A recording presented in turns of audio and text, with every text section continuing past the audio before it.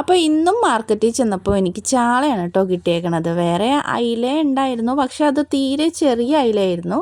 അത് കാരണം ഞാൻ ഇന്ന് മാർക്കറ്റിൽ നിന്ന് ചാളയാണ് മേടിച്ചുകൊണ്ട് വന്നത്. പിന്നെ അതൊന്ന് മാങ്ങയിട്ട് അരച്ച് വെക്കാമെന്നാണ് കരുതിയത്. പിന്നെ പച്ചക്കറിയായിട്ട് പച്ചക്കായാണ് എടുത്തേക്കണത് കേട്ടോ.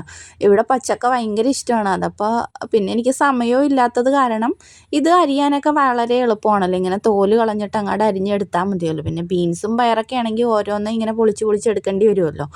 അപ്പോൾ അത് കഴിഞ്ഞതിന് ശേഷം വേഗം തന്നെ ചാളയൊക്കെ ഒന്ന് വെട്ടി ക്ലീൻ ചെയ്തെടുത്തിട്ടുണ്ട്. നല്ല ചാളയായിരുന്നു കേട്ടോ. ഇപ്പോൾ ഇനി നല്ല ചാളയൊക്കെ വരാൻ തുടങ്ങിയ സമയമാണ്. മഴക്കാലവും കർക്കിടകവും ഒക്കെ അല്ലേ. ഞാൻ അകത്ത് തന്നെ ഇരുന്നാണ് കേട്ടോ മീൻ വെട്ടാറുള്ളത്. ഇങ്ങനെ പിലോപ്പി, കരിമീൻ, കൂരി അങ്ങനത്തെ മീനൊക്കെ കിട്ടുമ്പോൾ മാത്രം ഞാൻ പുറത്തുപോയി വെട്ടാറുള്ളത്. പിന്നെ ഈ ചാള, അയില, ചെമ്മീൻ അങ്ങനത്തെ സംഭവങ്ങളെല്ലാം തന്നെ അകത്തിരുന്ന് വെട്ടിയങ്ങാട് എടുക്കും. പിന്നെ ആ വെട്ടണ ഭാഗം ഒന്ന് ക്ലീൻ ചെയ്ത് സോപ്പിട്ടൊക്കെ തേച്ച് കഴുകിയെടുത്താൽ മതിയല്ലോ.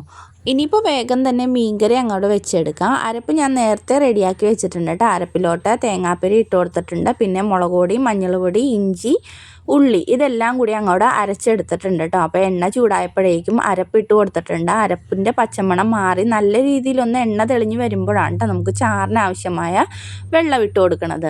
അതിനുശേഷം കുറച്ച് കറിവേപ്പിലയും എരിവിനാവശ്യമായ പച്ചമുളകും ചേർത്ത് കൊടുത്തിട്ടുണ്ട്. അപ്പോൾ ഇതിലോട്ട് നമുക്ക് പുളിക്ക് ചേർത്ത് കൊടുക്കുന്നത് മാങ്ങയാണ്. പിന്നെ ആവശ്യത്തിനുള്ള ഉപ്പ് ഇട്ട് കൊടുത്തിട്ടുണ്ട്. ഇനി നല്ല രീതിയിലൊന്ന് തിളക്കാനായിട്ട് കുറച്ച് നേരം ഒന്ന് മൂടി വെച്ച് എടുക്കണം. ഇപ്പോൾ മാങ്ങക്ക് അല്പം പുളി കുറവാണെങ്കിൽ കുറച്ച് വിനാഗിരി കൂടി ആ അരപ്പ് മുരിക്കണ സമയത്ത് ചേർത്ത് കൊടുക്കണം. അപ്പോൾ ഞാൻ മേടിച്ച മാങ്ങക്ക് നല്ല അറുപുളിയ മാങ്ങയായിരുന്നു കേട്ടോ. അപ്പോൾ ഞാനപ്പം വിനാഗിരി ഒന്നും ചേർത്തിട്ടില്ല, പച്ചമാങ്ങ മാത്രമാണ് ചേർത്ത് കൊടുത്തേക്കണത്. അരപ്പ് നന്നായിട്ട് വെട്ടിത്തിളച്ചപ്പോഴേക്കും മീനെല്ലാം ഇട്ട് കൊടുത്തിട്ടുണ്ട്. അതിൽ നിന്ന് കുറച്ച് മീനെടുത്ത് ഞാൻ വറുക്കാനായിട്ടും വെച്ചിട്ടുണ്ട് കേട്ടോ. ഇനി നന്നായിട്ട് വെട്ടിത്തിളച്ച് കഴിയുമ്പോഴേക്കും ചെറു തീയിലിട്ടൊന്ന് വേവിച്ചെടുത്താൽ മതി. ആ സമയം കൊണ്ട് കുറച്ച് പച്ചക്ക ഇരിക്കണുണ്ടായിരുന്നല്ലോ, അതങ്ങാട് താളിച്ചെടുക്കാമെന്ന് കരുതി പച്ചക്ക മുളക് പൊടിയും മഞ്ഞളും ചതച്ച മുളക് പൊടിയാണ് ഇട്ട് കൊടുത്തേക്കണത്. അതും കൂടി ഇട്ട് അങ്ങോട്ട് താളിച്ചെടുക്കാമെന്ന് വിചാരിച്ച് കുറച്ച് വെള്ളവും കൂടി ചേർത്ത് കൊടുത്തിട്ടുണ്ട്. പച്ചക്കക്ക് ഇത്തിരി വേവ് കൂടുതലാണല്ലോ. അപ്പോൾ നമ്മുടെ മീൻകറിയും റെഡി ആയിട്ടുണ്ട്. ലാസ്റ്റായിട്ട് കുറച്ച് കറിവേപ്പിലയും പച്ച വെളിച്ചെണ്ണയും കൂടി ഒഴിച്ചിട്ടുണ്ടെങ്കിൽ അരച്ച് വെച്ച മീൻകറി റെഡി.